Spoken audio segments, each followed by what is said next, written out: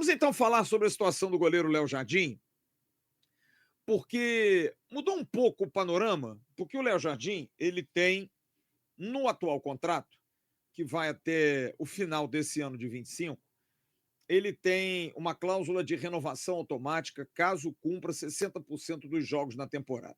Com o passar do Vasco de fase, principalmente na Copa Sul-Americana, o Vasco vai ter mais jogos. Então o Léo Jardim vai ter que jogar mais. Quanto mais jogos, 60% não é baixo. Né? Poucos jogos, 60% talvez já tivesse até cumprido.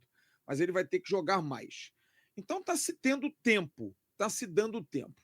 Só que é um jogo de xadrez, absolutamente um jogo de xadrez, o que tem acontecido com relação a Léo Jardim, principalmente seu staff, o empresário Paulo Pitombeira, que é o mesmo empresário do zagueiro João Vitor, e a direção do Vasco. O Léo Jardim tem muito interesse em ficar no Vasco. Ele quer ficar no Vasco, ele gosta do Vasco. Mas, eu já falei isso aqui algumas outras vezes, o staff do jogador tem dinheiro para receber. O Vasco, que deve a todo mundo, deve inclusive ao Paulo Pitombeira. E esse dinheiro está ficando para trás. Até se preocupa em pagar com recuperação judicial.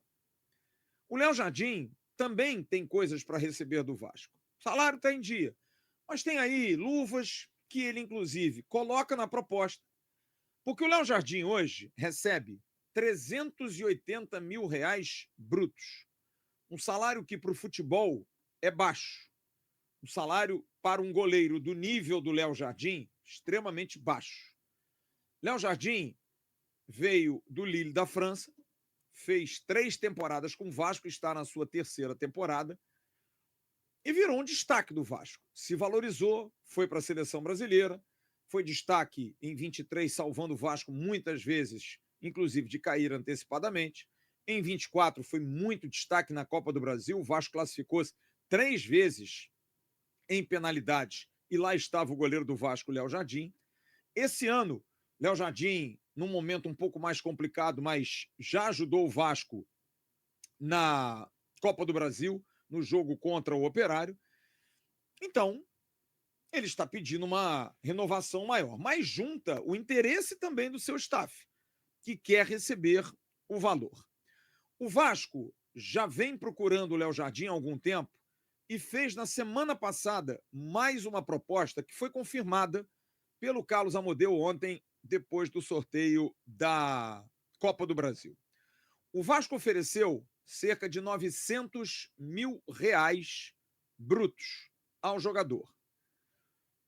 Léo Jardim disse ao Carlos Amodeu diretamente, o que era algo que normalmente os empresários falavam, ele mesmo disse claramente ao Carlos Amodeu que não aceitava essa proposta. A proposta teria que ser uma proposta em que Léo Jardim pudesse ser incluído entre os 5 maiores salários do Vasco. Os 5 maiores salários do Vasco acima de 1 milhão. Verrete renovou há pouco tempo por um valor de 1 milhão para mais. Felipe Coutinho, Dimitri Payet. E ele fez uma proposta que gira em torno de 1,5 milhão de reais de salários, que é um salário que percebe hoje, por exemplo, Payet, que percebe hoje Felipe Coutinho. E essa proposta o Vasco não consegue alcançar, não consegue chegar junto. Hoje aconteceria uma reunião, uma call, entre Paulo Pitombeira e Léo Jardim para entender o que se pode fazer. Porque o Léo Jardim tem essa renovação automática desses 60%, coisa que ele não vai poder fugir. E essa renovação vai até 2026. Ele cumpriria? Teria que cumprir pelo contrato. Porém, quer chegar a um acordo antes. A diferença existe. É uma diferença hoje considerável. De 1,5 milhão para 900, são 600 mil. Mesmo que seja bruto, com descontos e tudo mais. E ele está querendo sair dos 380 e dar um salto bastante grande. Um aumento aí de mais de 300, quase 400%. Mas que é uma pedida feita pelos empresários, inclusive de luvas antecipadas, O Vasco, a priori, não consegue pagar as luvas antecipadas e aquilo que ainda tem que pagar ao jogador e diluiria, mas não está tendo esse acordo em relação a isso. É uma negociação difícil? Sim, é uma negociação difícil, mas há tempo. Porque hoje eu falei com as pessoas que cuidam da carreira do Léo Jardim e eles me passaram as informações e foram bastante claros. O Léo Jardim quer ficar, mas quer um reconhecimento maior do Vasco, quer algo que o Vasco possa dar a outros jogadores, sendo ele um dos principais jogadores do elenco e dos mais antigos. É, sem dúvida, o jogador que mais jogou com a camisa do Vasco nesses últimos 2 anos e meio, é dos jogadores mais antigos, até da época da SAF, foi um dos primeiros a ser contratado, junto ali do Puma Rodrigues, do Piton, do Jair, um pouquinho depois, aquela turma que veio logo no início ali da SAF, contratada pelo então executivo à época, o Paulo Brax. Então, o Léo Jardim não está descartado, não está afastada a possibilidade, porque eu fiz questão de perguntar a essas pessoas. É uma negociação encerrada? Não. A gente vai ter outras conversas, a gente vai tentar ajustar isso. O próprio Léo Jardim está conversando com o Paulo Pitombeira para tentar chegar a um comum acordo, porque, como eu disse, é claro que existem interesses de outros clubes. É claro que o Léo Jardim é muito sondado. O Léo Jardim é um dos 5 maiores goleiros do futebol brasileiro em termos de performance nos últimos anos. E são os números que falam isso. São os números.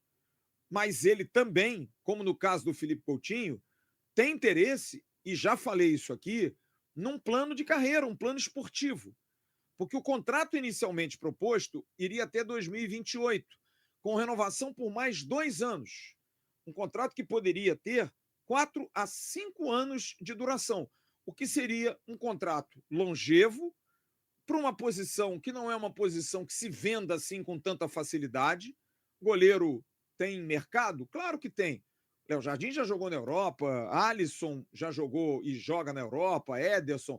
Existem goleiros, o próprio Daniel Fusato, que é reserva do Léo Jardim, esteve na Europa, o mercado de goleiros, mas não se paga por um goleiro o que se paga por um atacante, por um jogador de meio de campo.